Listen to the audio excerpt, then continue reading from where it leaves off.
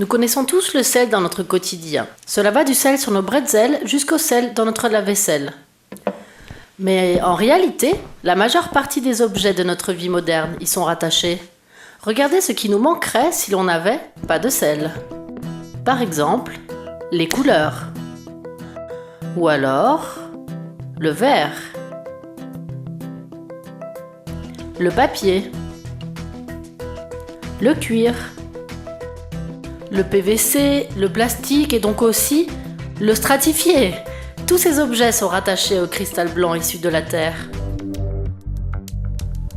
Beaucoup de produits de notre vie quotidienne sont à base de sel et de ses composants. C'est un cristal remarquable dont les parois constituent de parfaits angles droits. Le sel de table, tel que nous le connaissons, se compose de deux éléments, le sodium et le chlore.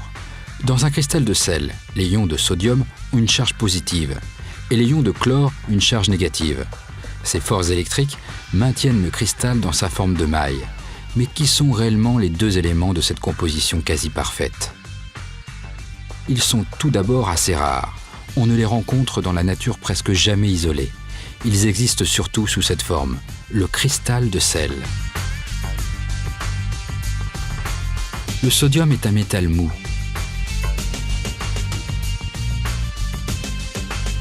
Le chlore, en revanche, est un gaz incolore.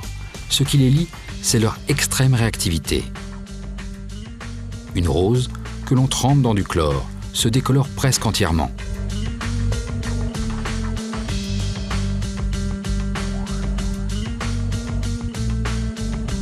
Et celui qui veut découvrir ce qu'il se passe quand on trempe du métal de sodium dans de l'eau ferait mieux d'avoir l'équipement adéquat.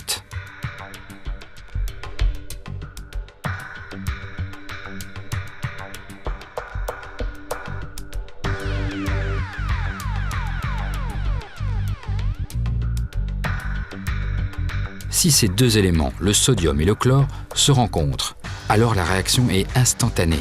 Et une fois associés, il est très difficile de les séparer.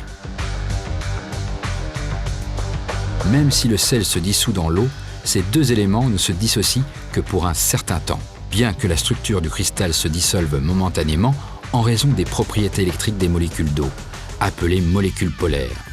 Dès que l'eau s'évapore, le sel se recristallise aussitôt.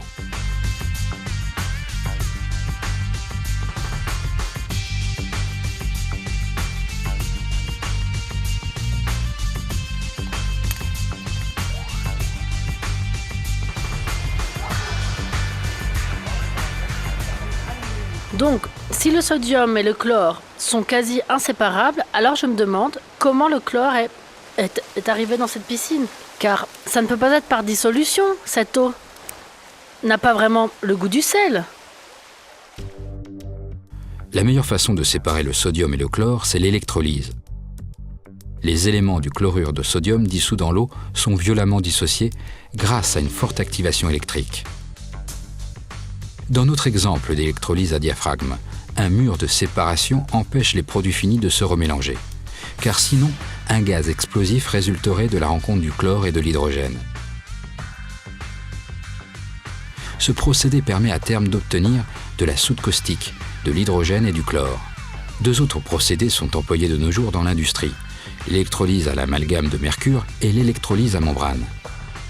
À partir du sel alimentaire ou de ses composants, le sodium et le chlore, on fabrique un nombre incalculable de produits.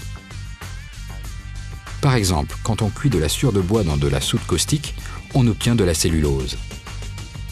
La première étape de la production du papier.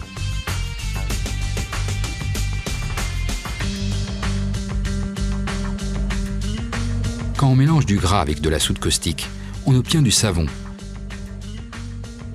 La soude caustique est en général un très bon neutralisateur d'acidité. Bon, on connaît maintenant bien le sodium, mais on n'a pas encore beaucoup parlé du chlore.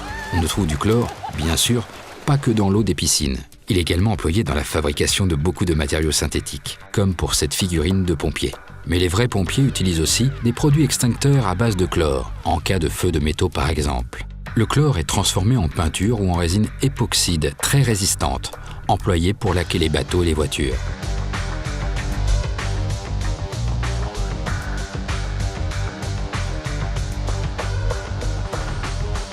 Même la soude provient de l'usinage du sel.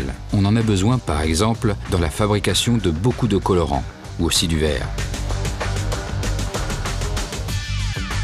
On l'emploie également pour retirer le soufre de la fonte brute. Et c'est un composant essentiel de la plupart des lessives et produits nettoyants. Et sans ce bicarbonate de soude, autrement connu sous le nom de levure chimique, ce gâteau serait sec et dur comme de la pierre. La soude entre aussi dans la composition de produits extincteurs et de médicaments. L'arbre du sel a beaucoup de branches.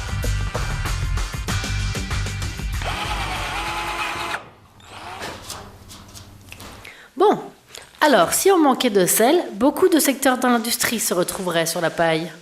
En plus de notre sel de cuisine, le chlorure de sodium, il existe d'autres. Le chlorure de potassium en est l'un des plus précieux. Lui aussi a le goût du sel et il est extrait dans les mines allemandes et plus particulièrement dans les mines de potasse. Dans ces boissons énergisantes, il y a toujours du potassium par exemple, car sans lui, aucun de nos muscles ne fonctionnerait. Ce petit-là a beau ne pas faire de sport, on a quand même ajouté des sels minéraux dans sa bouillie. Et le potassium est l'un des plus importants.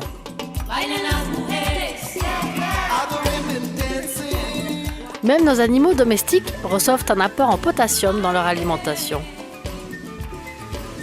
Les sels de potassium sont aussi indispensables dans l'industrie. Ces plaques de carton-plâtre, tout bricoleur les connaît.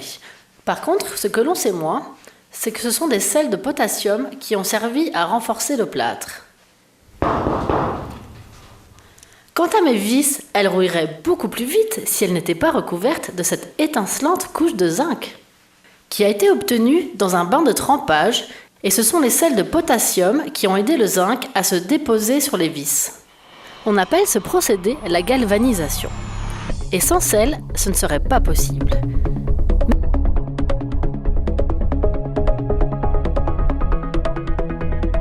Même ces magnifiques jantes en aluminium ne pourraient être produites sans l'ajout de sel de potassium.